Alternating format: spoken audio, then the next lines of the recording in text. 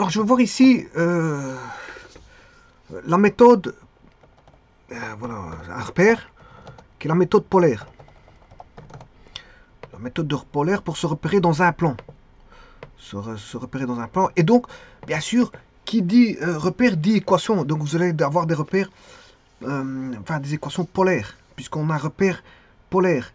Alors, rien ne vous empêche de passer en repère cartésien, c'est pas un problème, on peut toujours passer d'un repère polaire à un repère cartésien, voire d'un repère cartésien à un repère polaire. On peut faire toujours, voilà, on peut changer de repère, voilà, on n'est pas obligé de rester dans un repère, on peut travailler les équations dans un repère cartésien et revenir en polaire.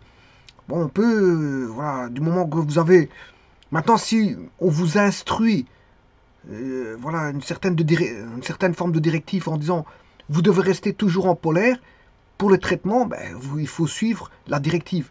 C'est-à-dire que vous devez rester en polaire. Maintenant, si il n'y a pas de directive précise pour résoudre le problème et que vous partez en polaire, le problème est, vous le partez en polaire, ben, si vous pouvez le retraduire en cartésien, puis revenir en polaire et terminer en polaire.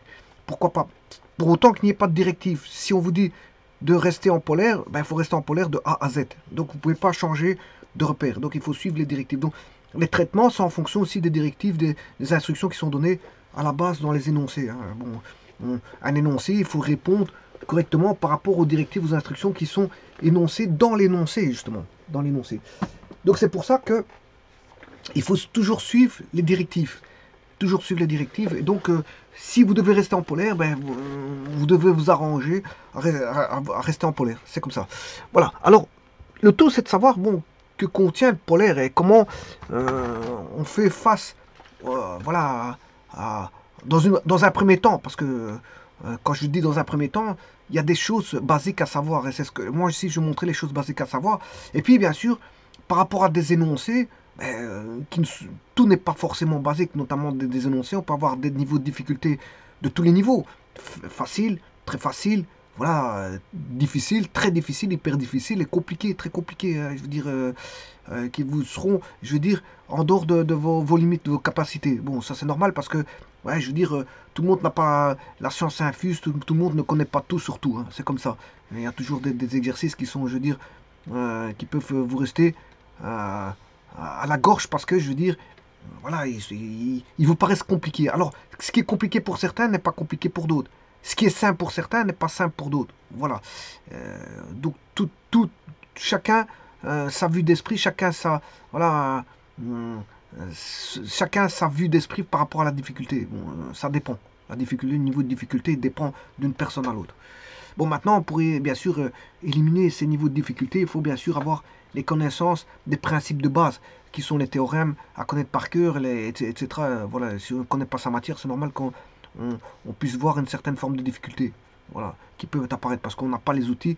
Vous n'avez pas les outils parce que vous ne les avez pas étudiés. Vous n'avez pas ces fameux théorèmes et ces fameux outils pour les appliquer. Donc, fatalement, ou alors vous passez à côté. Hein. Vous avez un exercice qui demande d'appliquer des théorèmes, d'énonder, hein, c'est vous qui devez apporter ces théorèmes et les appliquer, mais si vous passez à côté de certaines choses, ben, c'est normal que vous trouviez le problème compliqué alors qu'il n'est pas compliqué, c'est juste que vous n'avez pas choisi les bons outils, vous n'avez pas été chercher les bons outils, vous êtes passé à côté de votre boîte à outils, et vous avez peut-être pas essayé des choses, hein, c'est peut-être aussi, voilà, de tout essayer, il faut essayer des choses. Donc, ici, en méthode polaire, je vais voir les choses basiques qu'on a toujours en polaire. Maintenant, suivant un énoncé, un problème, ben, tout dépend. Si on vous donne une directive de rester en polaire, vous devez rester en polaire. Même ici, je vais mettre les choses basiques, voilà, qui vous dictent, voilà, dans la méthode polaire, qu'est-ce qu'on doit avoir comme consistance, la consistance, voilà. Alors, donc, la méthode polaire, ben, on doit avoir tout d'abord un choix. Vous choisissez une origine.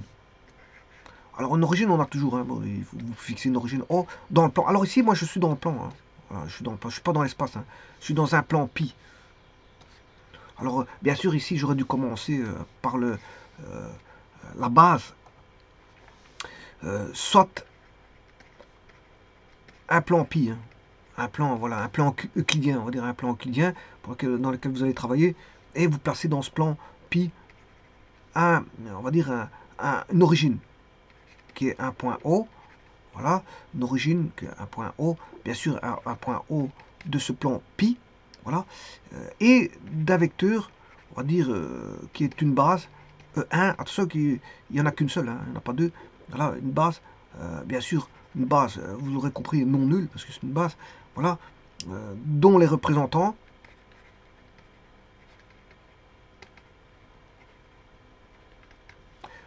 sont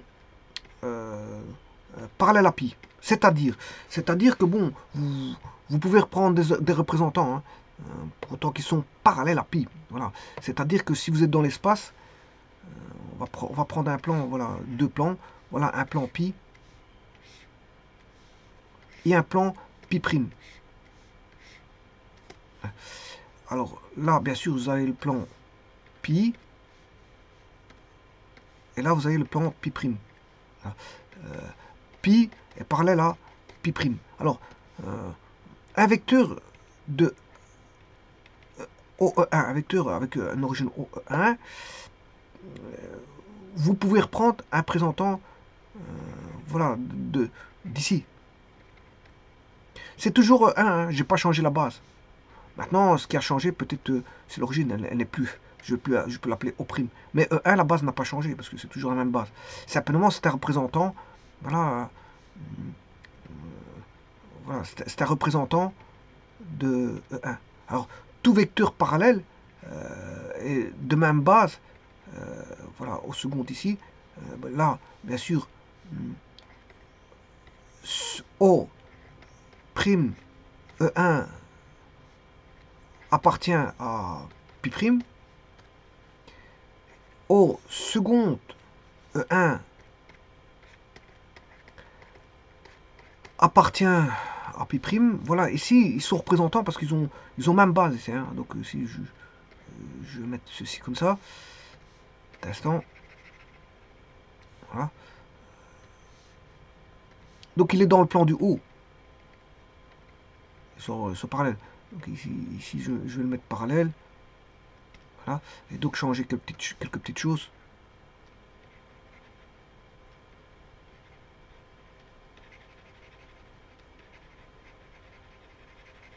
Voilà. Ils ont tous la même base, hein, c'est tous la même base. Pour prendre des... Alors j'aurais pu prendre une autre base, mais alors vous devez avoir des représentants de cette même base. C'est-à-dire que j'aurais pu prendre une base comme ça. Mais alors, le vecteur, si je prends E2 comme ça, ou comme ça, hein, comme, voilà, E2, comme ça, à ce moment-là, vous devez prendre tous des vecteurs E2, comme ça, même grandeur que celui-là, et même direction. Voilà, vous devez avoir toujours... En fait, un représentant, c'est même, même, même grandeur, même norme,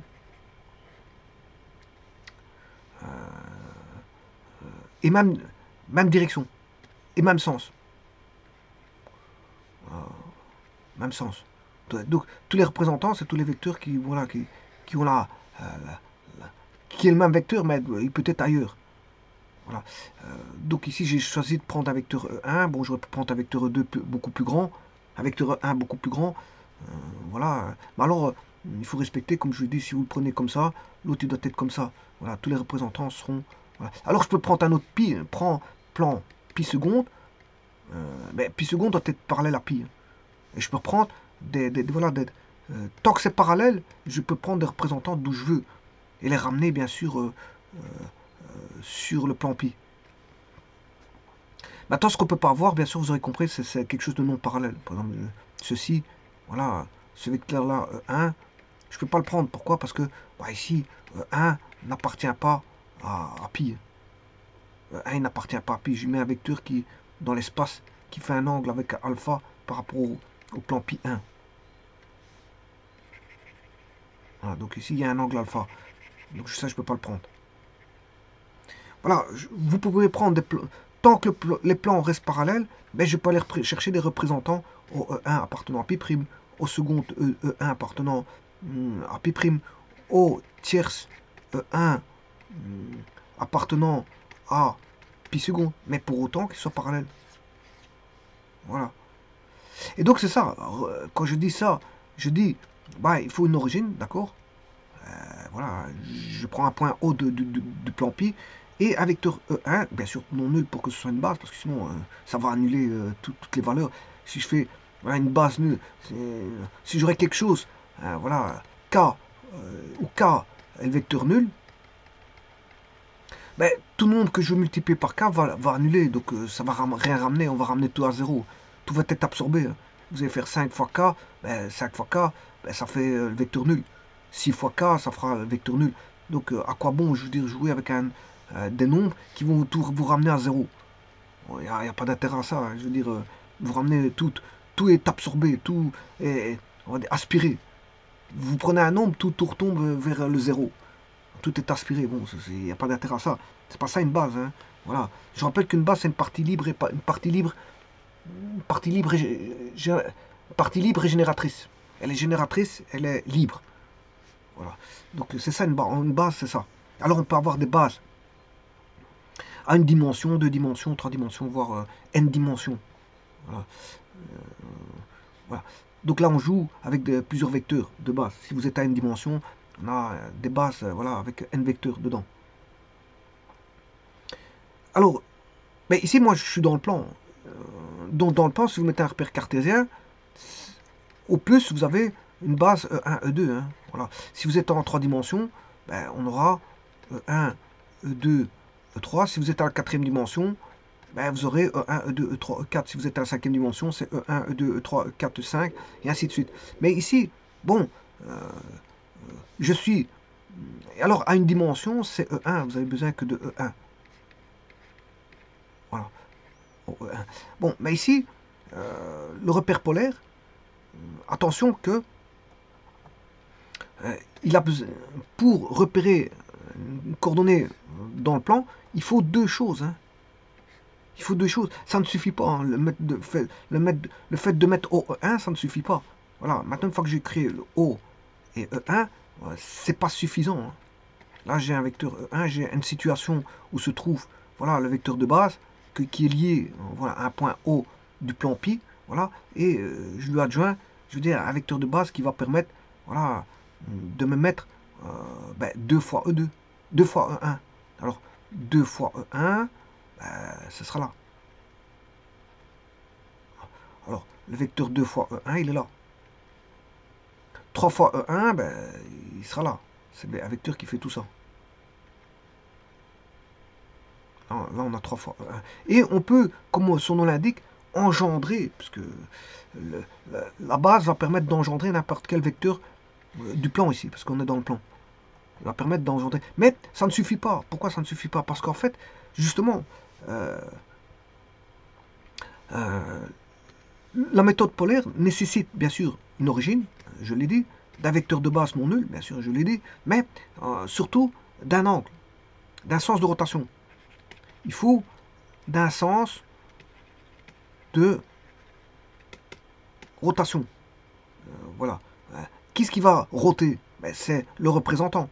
C'est le sens de rotation du, on va dire, représentant lié, bien sûr, à l'origine. Lié à l'origine, bien sûr, l'origine O, bien sûr, et on va roter, sens de rotation de représentant lié à l'origine O, autour de cette même origine, autour de O. On va faire une rotation. Voilà. Donc ce qui veut dire que le repère polaire est basé sur quoi? Il est basé sur 3 choses. Hein. Il est basé sur 3 choses. Donc il est basé sur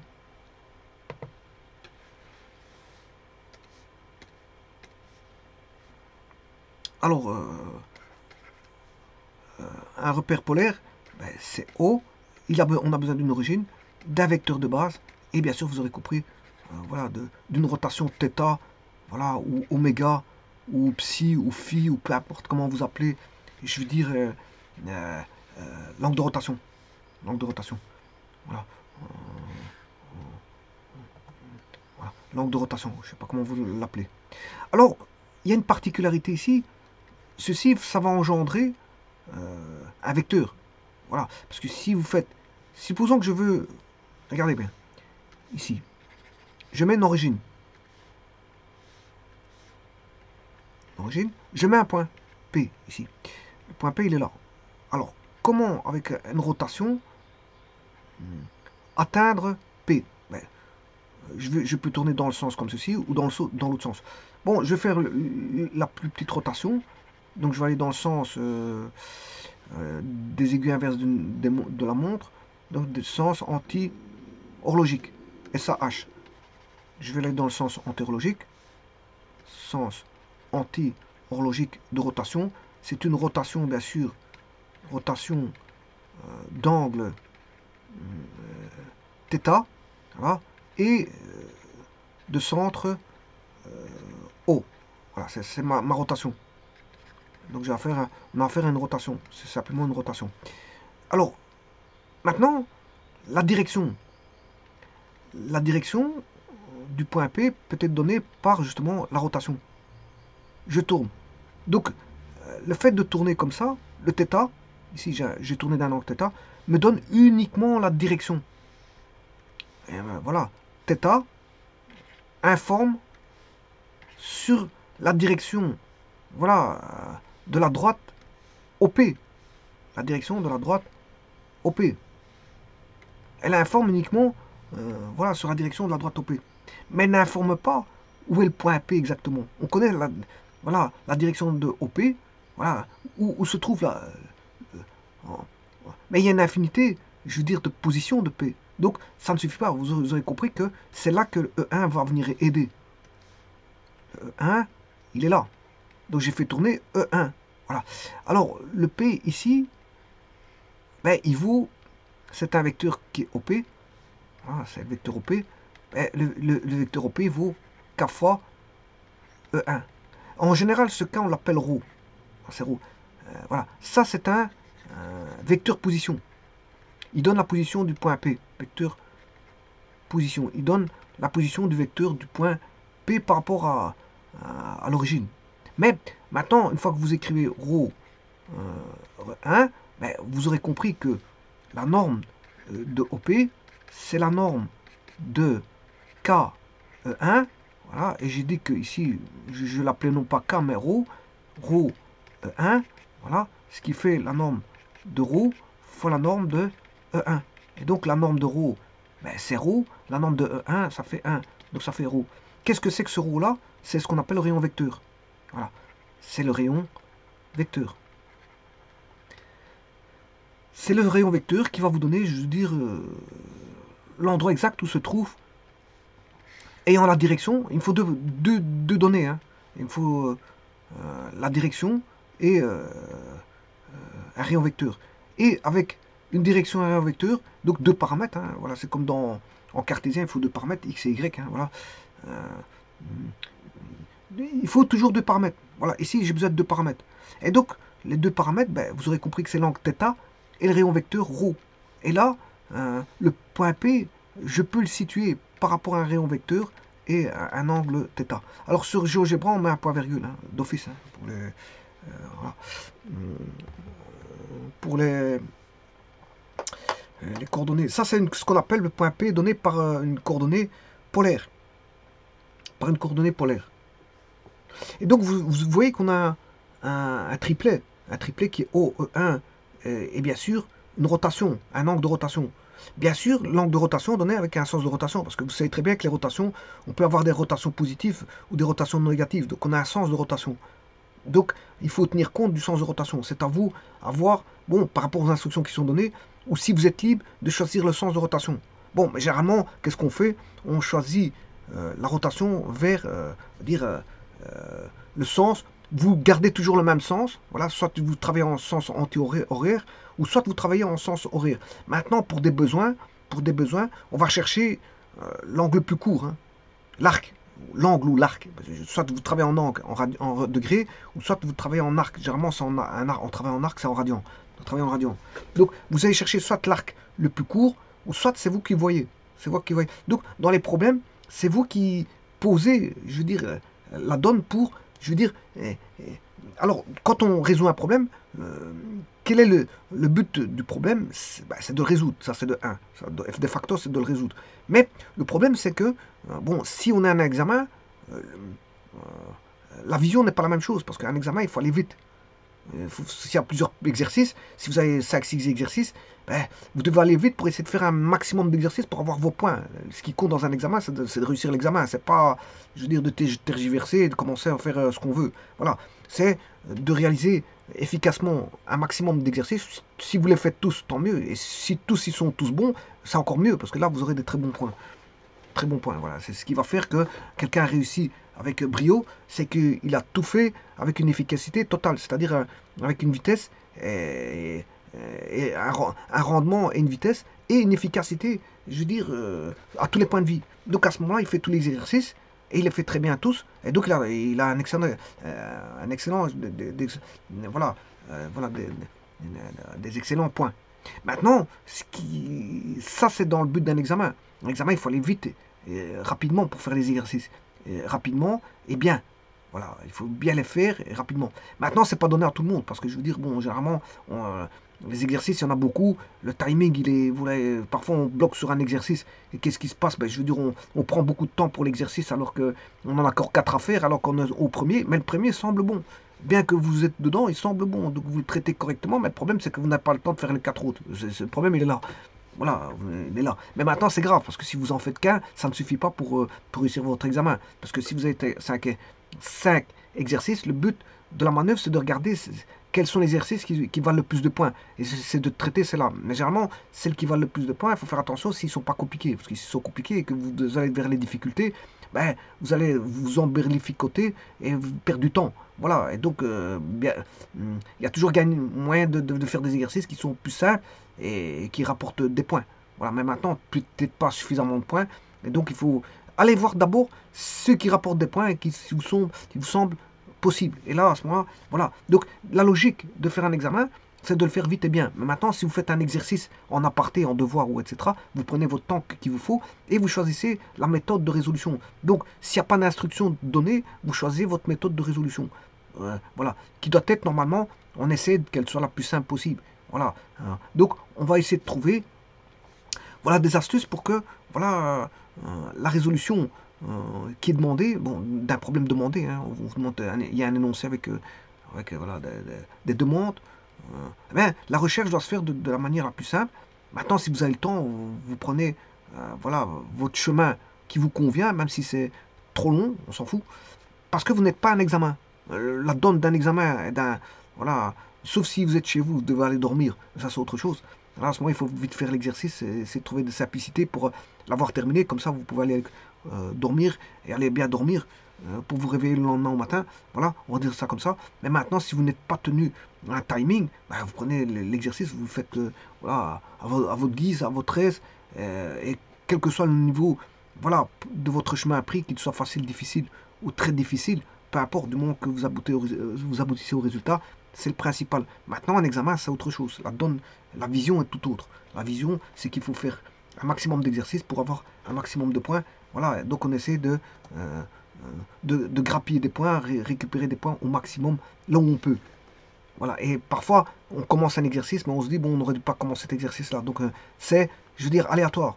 On fonce sur un exercice, mais c'est pas dit que l'exercice-là, vous allez le réussir. Mais vous allez foncer sur le 1. Mais vous avez perdu du temps sur le 1 parce que vous n'arrivez pas à le résoudre. Vous allez partir sur un autre, peut-être que même le 2, vous n'arrivez pas à le résoudre. Et qu'il fallait peut-être faire le 3 et le 4 qui semblerait, enfin, qui vous aura apporté plus de points et peut-être une facilité. Voilà, donc un examen, c'est une gestion. Hein. Voilà, c'est une gestion. C'est une gestion, un examen, c'est une gestion. C'est comment entamer le premier exercice, voire le deuxième. Parce qu'on commence pas forcément le premier et le deuxième comme. C'est pas force. Un examen, vous êtes libre. Hein. Vous avez 5 questions, on commence pas forcément par la première. Hein. Vous pouvez commencer par la 5e, voilà, ou la 3e, ou la 2e. Vous êtes libre. Il n'y a personne qui vous tient à vous dire bon, qu'il faut absolument faire la première. Ça, c'est pas vrai, ça. L'idéal, c'est de regarder la cotation, celle qui vaut le plus, et si vous êtes capable de le faire. Si elle vaut le plus et que vous êtes capable de le faire, ouais, là, ça voudra déjà. Voilà, une bonne partie des points qui sont gagnés. C'est comme ça, c'est un jeu. On va dire c'est un jeu de gestion. Il faut savoir gérer correctement, je veux dire, ce que vous avez en face de vous. Et donc, je disais qu'ici, on a ici un triplet, donc une ordonnée O, enfin une origine, je m'excuse, une origine, un vecteur de base E1 ou I. Ah, je peux l'appeler I ou E1. D'ailleurs, ici, j'aurais pu l'appeler I, hein, parce qu'il y a, généralement on met des indices quand il y en a plusieurs. Par exemple, E1, E2, voilà, E1, E2, E3, E1, E2, E3, E4, E1, c'est quand on a une dimension 4, dimension 5, E1, E2, E3, E4, E5, c'est indicé. Donc on a affaire à, je veux dire, un traitement indicé. Mais maintenant, quand il n'y en a qu'un seul, je peux mettre I. Si on a deux, bon, on sait les retrouver tous l'un par rapport à l'autre, il n'y a pas besoin d'indice, donc on peut les appeler IJ. Voilà. Si maintenant vous avez 3, ben, l'indice n'est pas nécessaire, il n'y en a que 3. Voilà. Maintenant, pour certains traitements, pour parler de certaines choses, par exemple en produit vectoriel, là, les indices sont les bienvenus. Voilà. Mais on parlera généralement en IJK. Voilà, parce qu'il n'y a pas besoin d'indices. Les indices, on met ça quand il y a beaucoup, notamment dans les suites. UI, UI, U1, U2, U3, U4. Les indices sont les bienvenus quand il y a voilà, un nombre fini d'éléments, un nombre fini, voire infini d'éléments. Les indices peuvent intervenir aussi en éléments, en nombre d'éléments finis ou infinis. Là, à ce moment-là, on parlera de limite quand, je veux dire, ce sera infini. Mais on peut indicer. On peut indicer. Et l'indice ramène un ordre, hein, notamment dans les suites U1, U2. U2, c'est le deuxième terme après U1. Et donc, on sait bien qu'il y a une liaison entre U1, U2. U3, c'est quoi? C'est l'élément après U2 et après U1. Donc, vous voyez qu'il y a dans les suites, il y a voilà. Il y a des indices parce que justement, ça permet de relier voilà, à une position. Position U4, c'est le quatrième élément. Donc on sait bien que derrière lui, il y a U3, U2, U1. Et dans les suites, généralement, il y a une raison. Et donc, il y a une loi qui suit chacun des indices, chacun des, voilà, des éléments indicés par une raison. Par exemple, vous allez avoir 2, 4, 6, 8, 10. Voilà. Ben, le 4 est relié au 2 par plus 2. Voilà. Le 6 est relié au 4 par plus 2. Le 8 est relié au 6 par plus 2. Le 10 est relié au 8 par plus 2. Donc vous voyez que ici, l'indice est intéressante pour les suites. Parce que on sait voir à quel niveau on est. Donc supposons que je commence en 0, l'indice, en 1. Voilà, 2, U2 égale 4, U2 égale 6, U4 égale 8, ainsi de suite. On sait bien que 4 c'est après U3 et U2, U1. Voilà, U3 et après U2, U1. Voilà. Et donc, il y a, on va dire, une position bien spéciale. On sait trouver, c'est positionnel. L'indice permet de positionner correctement. Et donc là, on a fait plus 2, voilà, là plus 2, là plus 2, voilà, et donc là, là c'est la raison. La raison, c'est voilà, une suite arithmétique ici, suite NSA de raison 2. Voilà. Donc l'indice est très intéressant pour les suites arithmétiques, pour beaucoup de choses. Voilà. Donc ici, quand je dis, bon, je n'ai qu'un seul vecteur, j'aurais pu l'appeler I, voilà, plutôt que 1, parce que bon, ici, il n'y a qu'un seul indice. Voilà, donc ceci étant dit, donc il faut 3 éléments. Comme je dis, il faut un triplet qui est l'origine, la base qui va engendrer voilà, le rayon vecteur, et donc, enfin, engendrer, je m'excuse, la base va engendrer le vecteur position. Et la norme du vecteur position, ben, c'est le rayon vecteur ρ. Donc on a besoin d'une base pour engendrer le vecteur position et donc connaître sa norme qui est le rayon vecteur et un sens de rotation. Alors c'est vous qui voyez le sens de rotation, soit positif, soit négatif, soit antiorologique. Alors le plus-moins, il est ce qu'on appelle le sens de rotation, il est, comment est-ce qu'on appelle ça, conventionnel, hein, c'est conventionnel.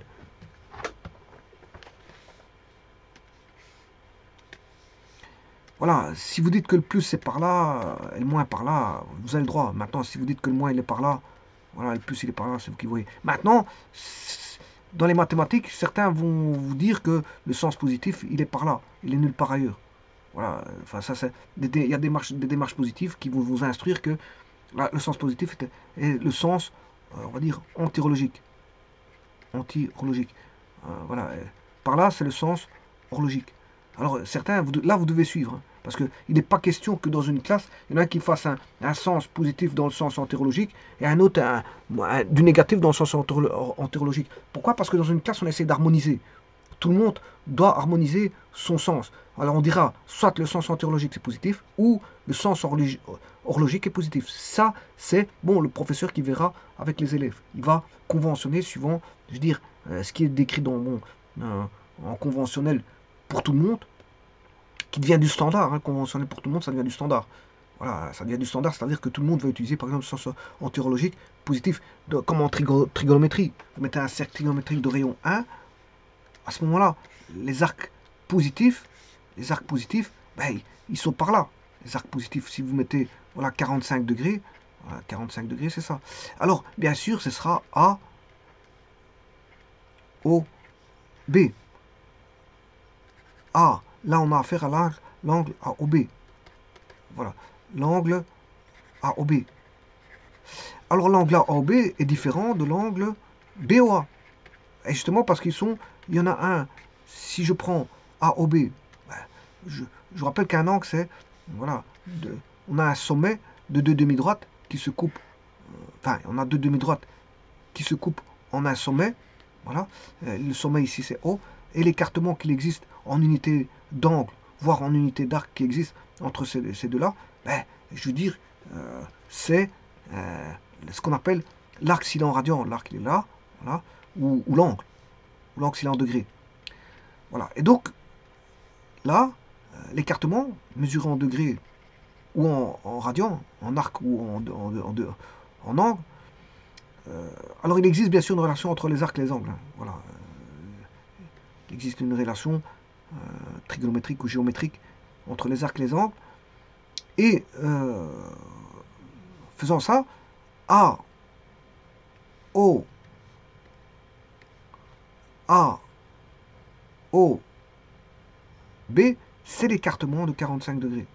Par exemple, j'ai pris 45 ici, qui est la bisectrice voilà, de X, Y, par exemple, qui est la droite Y égale X, 1X, ou tangente de 45 égale 1.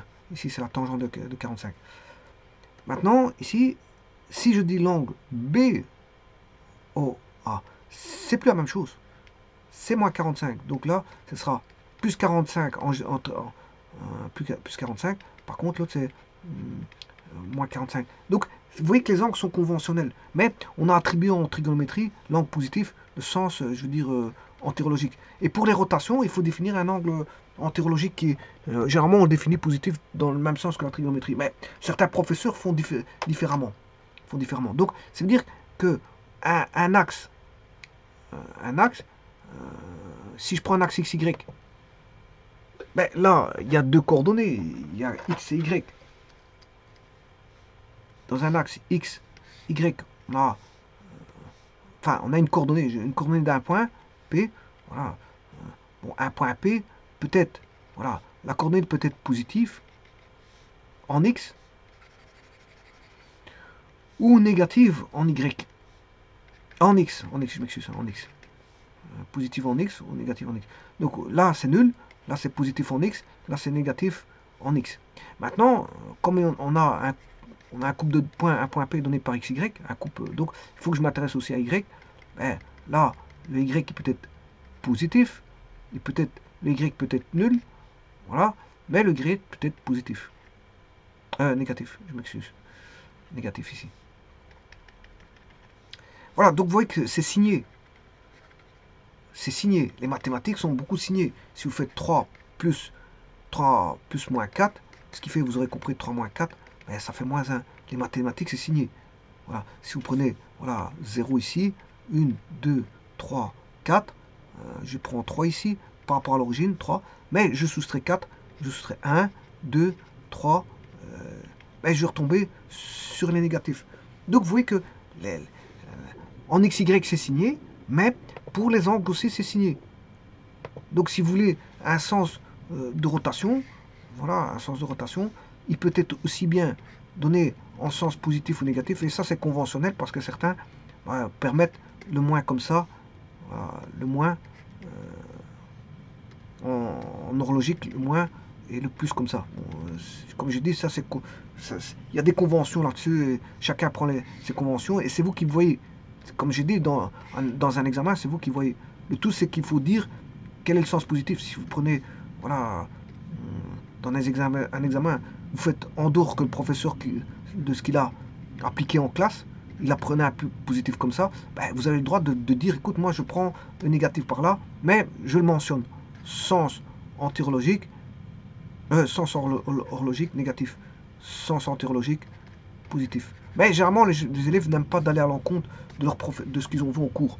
Voilà, ils préfèrent avoir une attache par rapport à ce qu'ils voient au cours. Donc à ce moment-là, si le prof a vu l'antirologique en positif, ben, je veux dire, ils vont faire la même chose, voilà, ils vont faire le perroquet. Le professeur a dit que, bon, je fais le perroquet. Bon, ils ne vont pas aller à l'encontre parce ils risquent de s'embrouiller ou d'avoir peur de perdre des points. Parce que dans un examen, beaucoup de gens ont peur. Hein. Il y a une peur dans les examens. Beaucoup de gens n'osent pas poser des actes dans un examen. Par exemple, dans un examen, si un examen de français, quelqu'un discute sur un thème qui a à voir avec la politique ou la géopolitique ou peu importe comme ça, quelque chose comme ça, on lui demande de faire une synthèse, une synthèse avec la thèse, l'antithèse et la synthèse, thèse, antithèse, synthèse. Bon, quand il va vouloir écrire certaines choses, il ne va pas vouloir déclarer ses vraies idées parce qu'il a peur que le professeur va le juger au niveau de ses positions politiques, voire géopolitiques. Alors il va essayer d'éviter d'écrire, il va être dans une certaine peur, bien qu'il y ait une certaine forme démocratique au niveau des écoles d'écrire ce que l'on veut, mais on ne peut pas écrire ce qu'on veut parce qu'on risque, certaines personnes risquent de se faire taxer de certains mots, voire de certains mots. Voilà, un professeur, lui aussi, il a son idéologie. S'il voit certaines personnes qui commencent à décortiquer, à émettre un texte qui ne va pas dans son sens, il risque de, je veux dire, voilà, et ça même pas porter préjudice pour l'élève à un certain moment. Donc, c'est vrai qu'il n'y a pas une liberté d'expression comme on pourrait l'entendre, notamment dans l'écriture. Voilà, écrire de tout et n'importe quoi, on ne peut pas.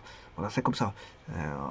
Parfois, ça, je veux dire, va à l'encontre de certaines idéologies de certains professeurs qui n'aiment pas de voir certains écrits. Donc, en mathématiques, certains n'aiment pas d'aller à l'encontre de leurs professeurs concernant, je veux dire, certaines conventions. Parce qu'ils ont peur de s'embrouiller ou d'avoir peur que le professeur leur fasse, leur tire des plans à l'examen ou à l'interro, etc. Donc, ils ne vont pas à l'encontre comment on appelle ça, des critères fixés par ce qui vaut au cours. Ils vont pas à l'encontre, ils n'osent pas aller à l'encontre. Voilà. Donc, ce que je voulais dire ici, donc, il y a un triplet. Ce triplet, bien sûr, c'est l'origine. Le vecteur de base, je peux l'appeler I, qui va engendrer un vecteur position, et donc dont la norme vaudra le rayon vecteur, ρ. Et bien sûr, on est dans un plan pi. Hein. Tout ça, ça appartient à un plan pi OE1, et bien sûr, une rotation θ qui peut être définie par un sens de rotation, par exemple, positif sens entérologique, SAH, sens anti-horlogique, SAH, et par exemple, négatif sens horlogique. Par exemple, voilà la rotation. Ce qui veut dire que vous pouvez décrire un point quelconque par un sens plus ou moins au niveau de l'angle. Donc une fois que vous avez fixé O1, voilà, ici vous avez une origine du repère, qui est l'angle 0. L'angle 0, il est défini par rapport à l'angle formé par, par l'axe X, formé par OE1, et bien sûr la position du point P qui est donnée, voilà, et là on va voir ici un angle θ, et s'il est pris dans le sens positif. Et alors, vous pouvez le prendre dans le sens négatif, mais comme j'ai dit, on prend généralement le plus court des arcs, le plus court des, voilà, qui sera cet arc ici le plus court. Voilà, on s'arrange pour aller chercher le plus court. Et donc, là, quand vous avez ceci, ben, là, vous avez formé, dans pi, on a un repère polaire. C'est la définition d'un repère polaire. Alors, vous avez formé, dès qu'un repère polaire a été choisi, ben, il y en a une liaison étroite qui est établie entre les points du plan et, on va dire, des couples de nombres. Alors ce couple de nombres, bien sûr, ce sera l'origine, lui, il est fixe. Ça, c'est fixe, hein, c'est l'origine. Par contre, ce qui va être variant, c'est ρ θ. Ou le ρ θ, voilà, c'est le couple qui va donner la position de P en fonction de ρ et de θ. Si je change ρ, ben, P P, attention que si je, pour un même angle, si vous changez le ρ, et si vous fixez θ, ben, on va être sur une direction qui est une droite comme ceci. Le point P, c'est juste le rayon vecteur qui va changer. Donc la direction, elle est donnée. Voilà. Par contre, si maintenant vous changez, il y a plusieurs cas de figure.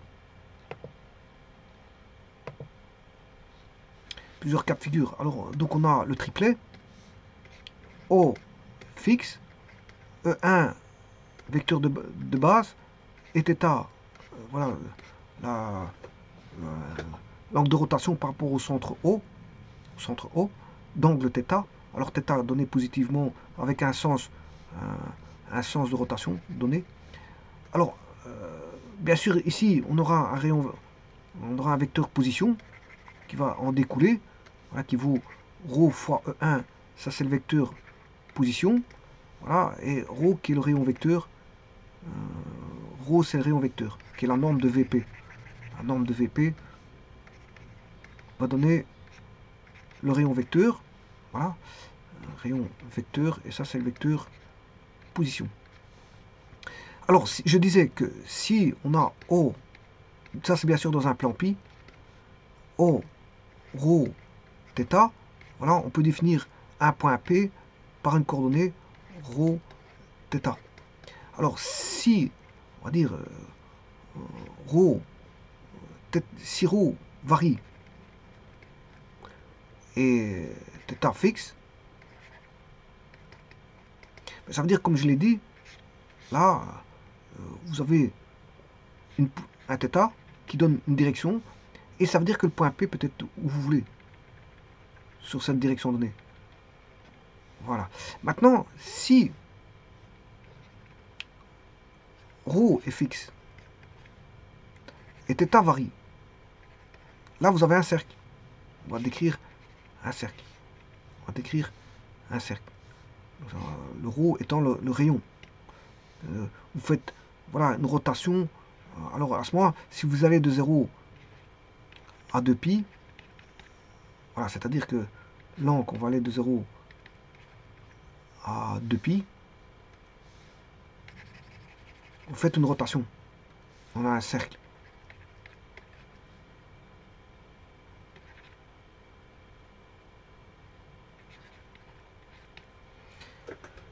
Voilà, maintenant si ρ, θ varie, vous avez des courbes.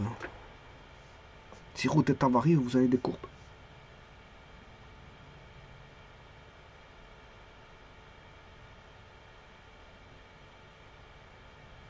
Alors maintenant, bien sûr, vous pouvez rentrer dans le cadre de la trigonométrie. Et les rotations, peut-être vues d'une certaine façon. C'est-à-dire, ici, je vais mettre une origine.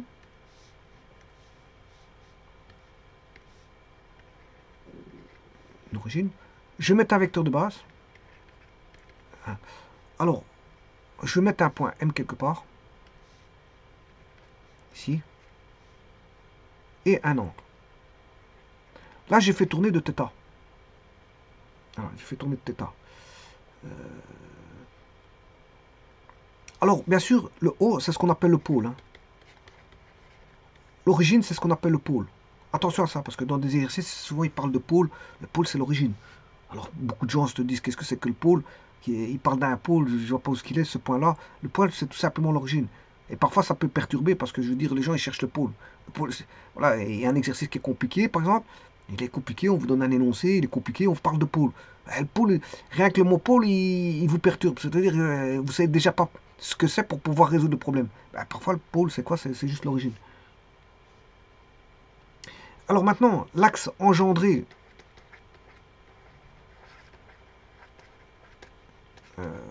par OE1, ben, c'est l'axe, c'est ce qu'on appelle l'axe polaire.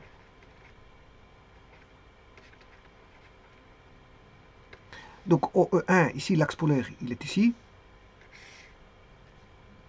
Ça, c'est l'axe polaire. L'axe polaire. Avec le pôle qui est ici.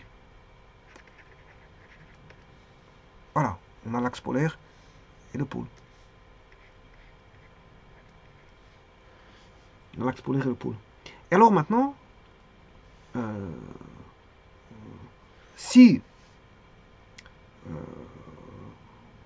on peut faire tourner donc le θ, l'axe polaire, comme ceci. Si je le fais tourner comme ceci, l'axe polaire, là, l'axe polaire, il a tourné d'un angle θ. Donc en fait, on fait tourner, on fait subir à un axe polaire, on fait subir à l'axe polaire une rotation. Donc je rappelle que l'axe polaire, c'est juste OE1. On fait subir. Donc on va, l'axe polaire permet de donner la direction, et puis par après, le vecteur position qui va donner, grâce au rayon vecteur, on va avoir donc ici, là je l'ai fait tourner θ. Voilà. Alors je pourrais dire que s'il me faut celui-là, l'axe polaire comme ceci, donc là c'est E1, si je veux le faire tourner comme ça, de deux choses l'une. Soit vous allez faire tourner de pi en plus. Donc là, le vecteur il vaut plus θ. Par rapport à θ, il vaut θ plus pi. Et ici j'ai pris θ. Ouais, donc θ ici c'était celui-là qui était ici. Donc ce vecteur-là, il vaudra θ. Ouais, mais tout ceci, il vaudra θ plus pi. Donc le fait de l'avoir d'avoir été d'avoir fait, si vous voulez, alors j'aurais pu prendre cet angle-là.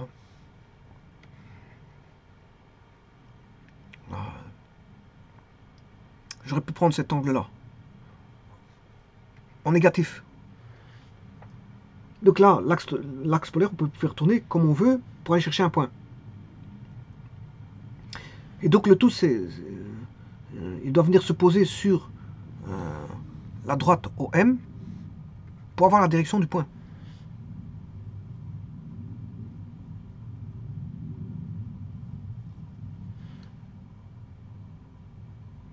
Et donc, l'abscisse du point M, ben, il peut valoir ρ θ. Voilà. S'il est là, le point M, ρ θ. Attention, il peut valoir beaucoup de choses. Hein. C'est là qu'il faut faire attention.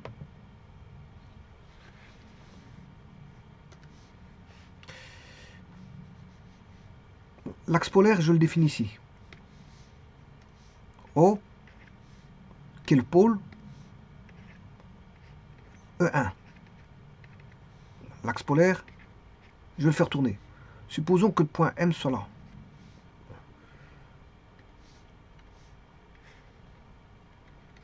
Point M soit là. Donc je vais faire tourner l'axe polaire d'un angle θ. Donc l'axe polaire, il va venir ici. E1. Voilà. Donc comment est-ce que je peux exprimer le point M? Ben, on aura ρ fois le vecteur OM est égal à ρ fois E1. Ρ, c'est le rayon vecteur. Ρ fois E1.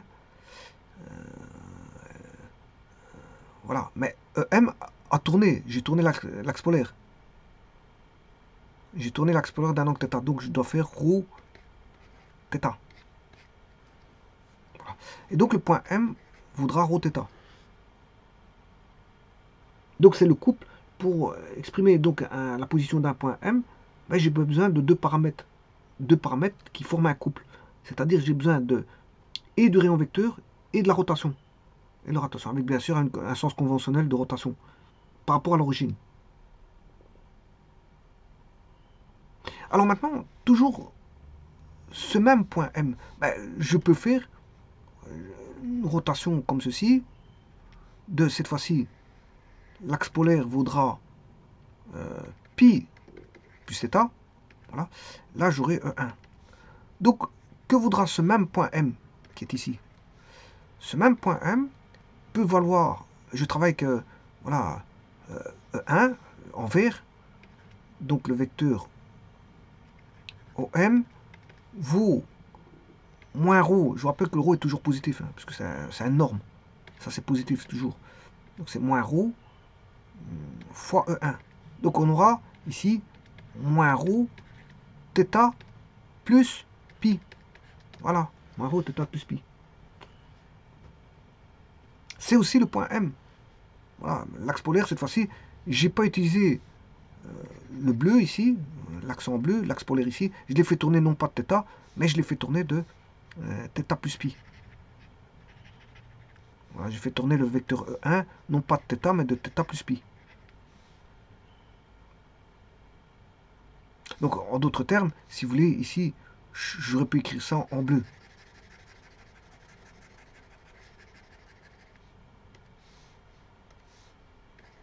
OM est égal à ρ1. Voilà. Donc, c'est pour faire référence à cette couleur bleue qui est là, de vecteur E1, que j'ai tourné d'un angle θ. Alors là, je dirais même que je mettrais ρ. ρ, c'est le rayon vecteur, il est toujours le même. Par contre, le θ, il est en rouge. Voilà. Donc ici, le deuxième, ça c'est une façon de voir les choses. C'est une première façon de voir les choses, c'est ρ θ. M, il vaut ρ θ. Une seconde façon de voir les choses, c'est d'écrire que OM vaut moins ρ. Alors sachant que ρ est positif, puisque c'est, comme je l'ai dit, norme de vectorielle, de vecteur position. Mais le point M, il est donné par moins ρ, il peut être donné par moins ρ θ plus pi.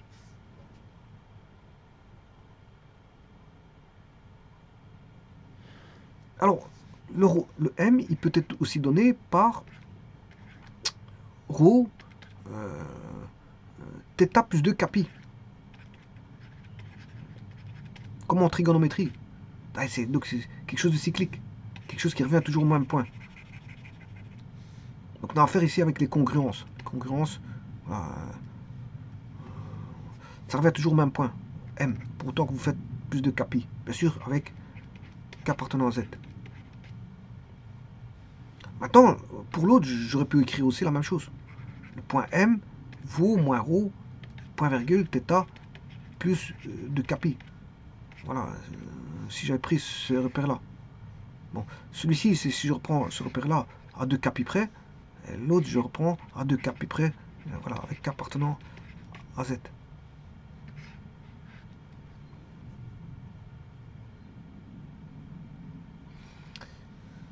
Alors, bien sûr, comme je l'ai dit, θ, travailler en radian, en arc plutôt qu'en degrés. De toute façon, on s'est toujours fait la conversion radian en degrés. Mais généralement, vous me travaillez en radian. C'est mieux. Toujours travailler en radian. Alors, le ρ, c'est le rayon polaire. Et qu'est-ce que c'est que le ρ? Ben, c'est le rayon de la circonférence de centre O sur laquelle se trouve M. Et θ, c'est l'angle polaire. Θ, c'est l'angle polaire. Par exemple, je donne un exemple. Sur GeoGebra. Et pour ça, je mets un curseur parce que, voilà, le θ, c'est une rotation qui est censée varier. Le ρ aussi il peut varier. Hein. Bon, je veux dire, ça dépend. Là, si on a une courbe, le θ, ρ θ varie. Alors justement, ρ est fonction de θ. Alors là, on écrira bien sûr pour des courbes. Alors on a toutes sortes de courbes spécifiques. Hein, je veux dire en coordonnées polaires. Je veux dire là on aura ρ θ. θ, bien sûr, est la rotation, avec un sens de rotation, bien sûr, ρ θ. Bien sûr, avec ça, c'est bien sûr un point P, peut-être variable. Hein. Il est variable peut-être avec. C'est un point qui donne une courbe. Voilà.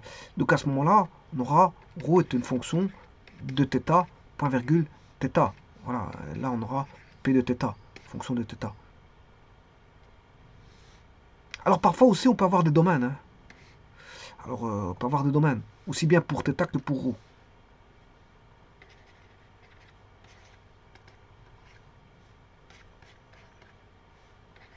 Ils appartiennent à des domaines. Hein. Θ est par exemple 0,2 pi par exemple, et ρ, voilà, on ne peut pas dépasser un rayon vecteur d'autant par exemple. Voilà. Donc parfois c'est limité. Le ρ θ est limité. C'est pas qu'on a toujours des courbes. Voilà. Déjà θ, généralement on travaille en 0,2 pi en rotation. Parce que voilà, vous pouvez travailler en 0,2 pi, éviter ces écritures de capi. Voilà, vous évitez ces écritures-là. Vous travaillez voilà, avec 0,2 pi, de 0 à 2 pi. Là, à ce moment-là, il n'y a plus besoin de marquer de capi parce qu'on est que de, le θ varie que de 0 à 2 pi. Donc ça permet d'éviter certaines écritures qu'on sait qu'elles existent, telles qu'en trigonométrie, on a toujours plus de capi. Toujours. On a toujours plus capi, suivant la tangente ou la cosinus ou sinus, on a plus de capi, etc. Puis voilà, on a des congruences qui interviennent, mais pour éviter ces problèmes d'écriture de congruence, voilà, on met de 0 à 2 pi, voilà, on ne dépasse pas voilà, un tour. Hein. De toute façon, on aura notre courbe qui sera dessinée malgré qu'on fait un tour. Hein. La courbe sera dessinée sur un tour. Alors, bien sûr, comme je l'ai dit, le ρ, les fonctions de θ. Et les courbures, on a plein de courbures qui sont données. Alors là, il n'y a que deux paramètres. Hein. Alors, bien sûr, on peut passer en paramétrique. On peut aller chercher les équations paramétriques. Voilà. Les équations paramétriques. Repasser en cartésien, et ainsi de suite. Vous pouvez manipuler ce que vous voulez. Hein.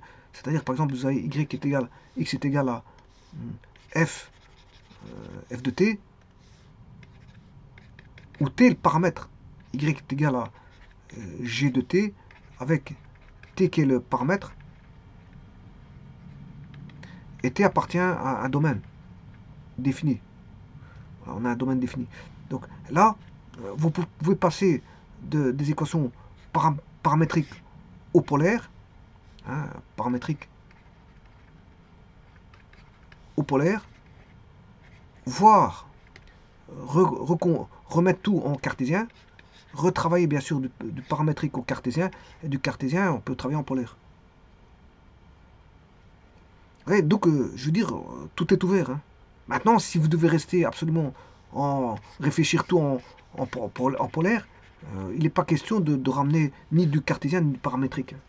Parce que vous devez tout réfléchir en polaire. C'est ça, c'est ce que je vous ai dit, c'est les instructions qui sont posées dans les énoncés. Si vous dites travaillez tout en polaire, il faut travailler. Maintenant, si ne vous dites rien, vous êtes libre de votre propre voie, de votre propre chemin. Vous établissez un chemin qui est le vôtre. Si vous voulez repasser en cartésien, vous repassez en cartésien. Si vous voulez repasser en paramétrique, parce que vous avez des idées que paramétrique peut vous aider, ben vous travaillez en paramétrique pour revenir en polaire en finalité.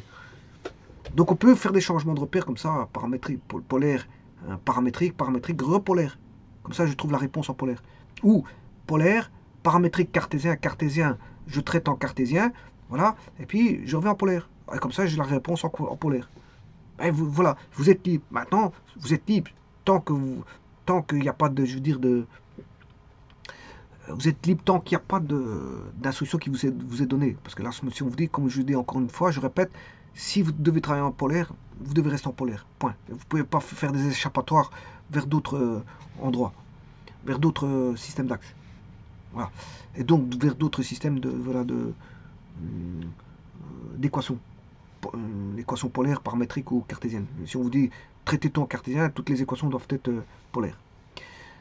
Alors, ceci étant dit, maintenant je vais établir ici. Alors, pour ça, il faut un curseur. Je mets un curseur, bien sûr en angle. Et là, vous voyez que je vais mettre de 0 à 2 pi. Je ne veux pas jouer je veux pas manipuler comment on appelle ça, la congruence de plus de capi. Voilà, je travaille de 0 à 2 pi. Point. Alors, bien sûr, je vais mettre un ρ, un rayon vecteur. Là, je pourrais mettre un rayon vecteur avec un curseur, pourquoi pas. Un nombre. Voilà. Alors, bien sûr, il me faut un vecteur, il faut une origine. Je vais prendre sur l'origine du repère cartésien. ici. Voilà. Je vais mettre un vecteur de base.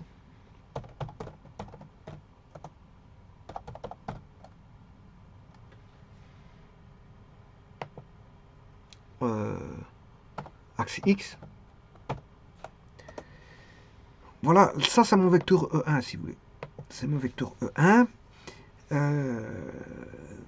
Je vais placer un point. Bon, je vais mettre un point en A, virgule, point virgule, alpha.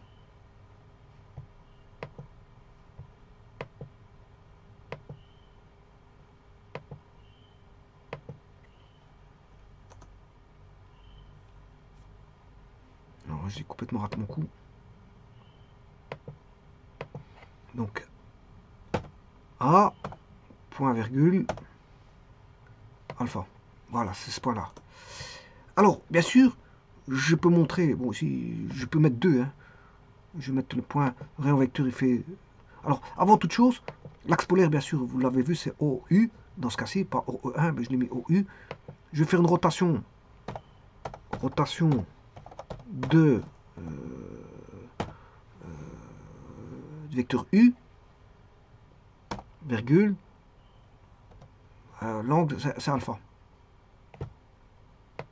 Voilà. Ouais. Alors maintenant, ça, c'est quand ça vaut 1. Je vais retirer, bien sûr, la grille. Pas de grille. Et même l'axe... voilà, comme ça, je travaille qu'avec ceci. Alors ici, je fais juste un zoom, hein, parce que ici, ça fait 1. Alors maintenant, si je voulais mettre 2 en A, j'aurais ceci. Vous voyez, j'aurais ceci. Si maintenant, je fais varier le A, mais je maintiens l'angle, ben, vous voyez qu'il va sur une droite. Alors cette droite, bien sûr, ce sera Y qui est égal à tangente de alpha, voilà, fois X. Et voilà, il va être comme ceci. Maintenant, je vais faire une rotation d'un angle voilà, comme ceci.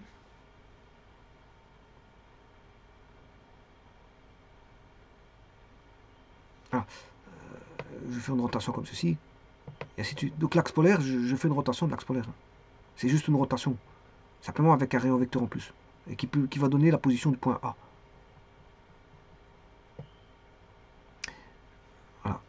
Alors maintenant, je vais mettre ça. Vous voyez que la position est sur une droite. Et maintenant, je vais mettre dessiner un cercle. Ben, le cercle, il n'y a pas plus facile. C'est de maintenir le A constant. Rho constant. Donc ici, rho c'est A, point virgule. Et mettre un alpha variable. Voilà. Et là, je vais dessiner un cercle. Alors pour autant que je vais arrêter, je vais mettre un cercle. Alors, on va arrêter ceci. Je vais mettre 4 ou 5. Rayon de 5. Voilà, et là, il va dessiner un rayon de 5. Un cercle de rayon de 5 centré autour de O. Et donc là, il suffit de faire tourner. Voilà. Alors pour ça, ouais, il faut que j'aille chercher le point A. B, ici, l'appelé B. Et bien sûr, je vais faire une trace. Donc, bien sûr, pour voir toute la trace, je vais faire ça. Et je fais circuler l'angle qui est variable entre 0 et 2pi. Ou ici, 0 à 360. Il suffit juste de faire tourner l'angle en maintenant à constant. Donc, si vous voulez, voilà, on a un cercle.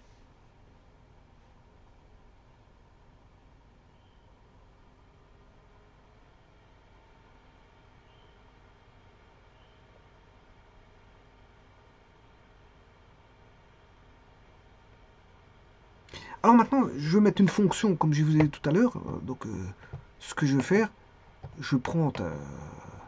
et là, vous allez voir... voilà, vous pouvez engendrer n'importe quelle courbe.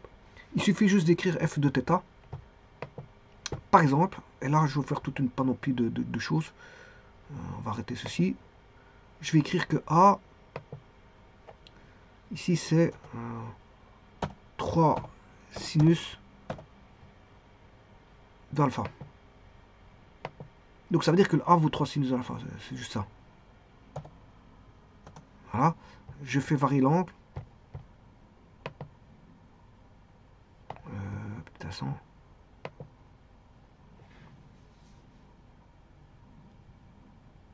Et attention que c'est le point... C'est B. Hein. Je vais faire la trace de B. C'est pas A qui m'intéresse. Hein.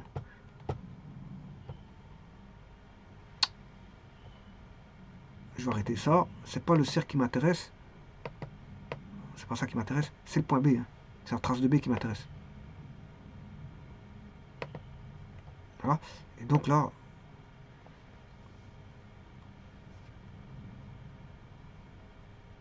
Donc ça dessine un cercle. Alors maintenant, si je mets B, je lui mets sinus carré.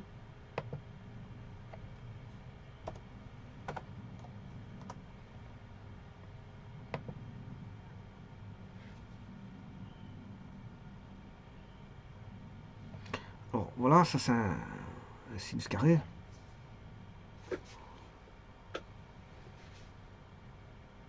Je vais lui mettre sinus cube. Plus ton, on va mettre, vous voyez, vous pouvez mettre ce que vous amusez, hein. Plus tangente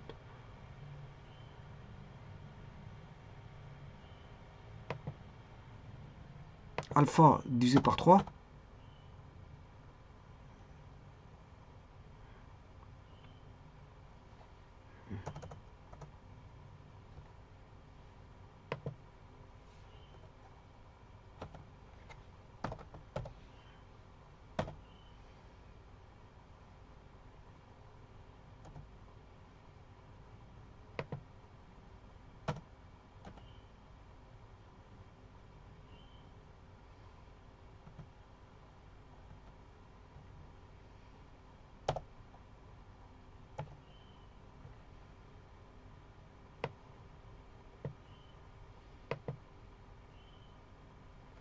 Là, je vais tout réécrire parce qu'à mon avis, bon, faire un peu n'importe quoi. On va en écrire un autre. 3 fois sinus carré alpha plus tangente alpha sur 2 point virgule alpha.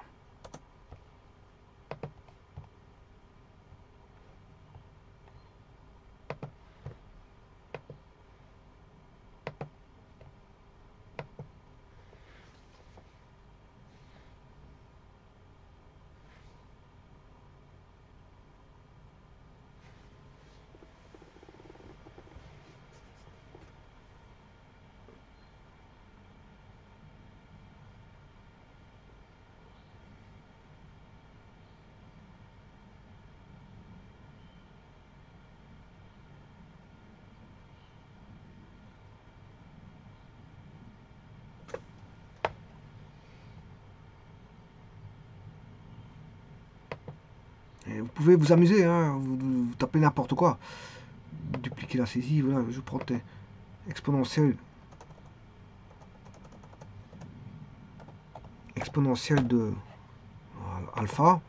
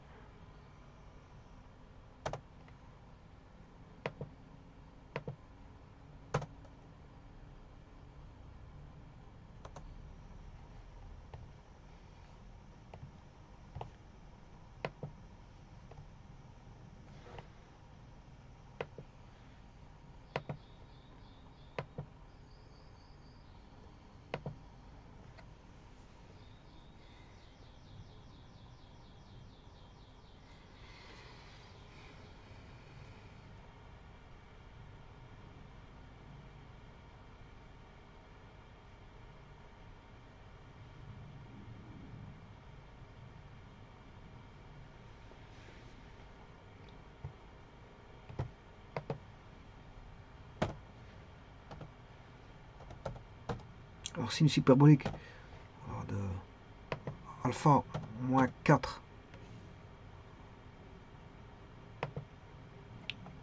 plus sinus cube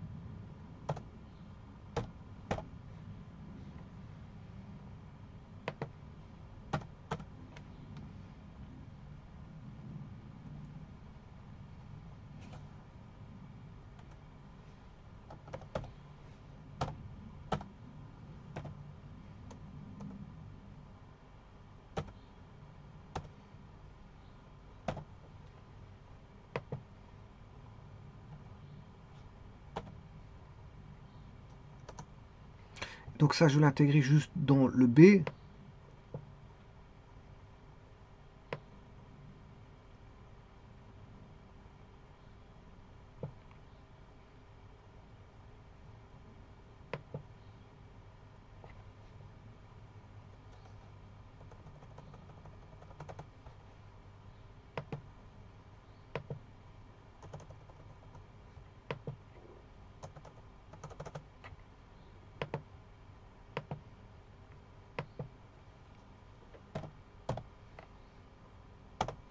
Toujours mettre un point virgule. Voilà.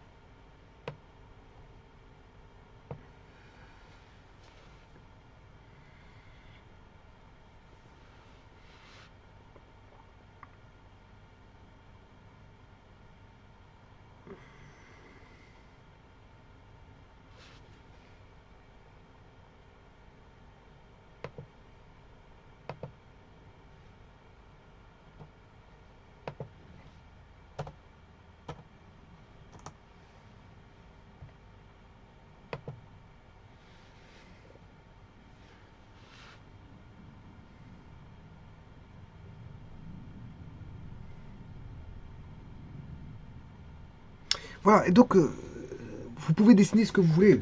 De tout, vous tapez ce que vous voulez, sinus hyperbolique, tangente hyperbolique, voilà, logarithme, exponentiel, ce que vous voulez. Vous avez des courbures. Hein. Ben, généralement, on va chercher voilà, sinus, cosinus, tangente, cotangente dans les fonctions. Et alors, vous pouvez dessiner toutes sortes de courbes. Hein. Voilà, vous pouvez dessiner des courbes spécifiques qui ne sont pas forcément des fonctions. Hein. Ouais, qui ne sont pas forcément des fonctions. Des courbes polaires, ce qu'on appelle les courbes polaires, il y en a beaucoup qui sont connues. Il y a beaucoup de courbes connues, notamment certaines personnes ont trouvé ces courbes-là et ont attribué ces noms à ces personnes qui ont trouvé ces courbes.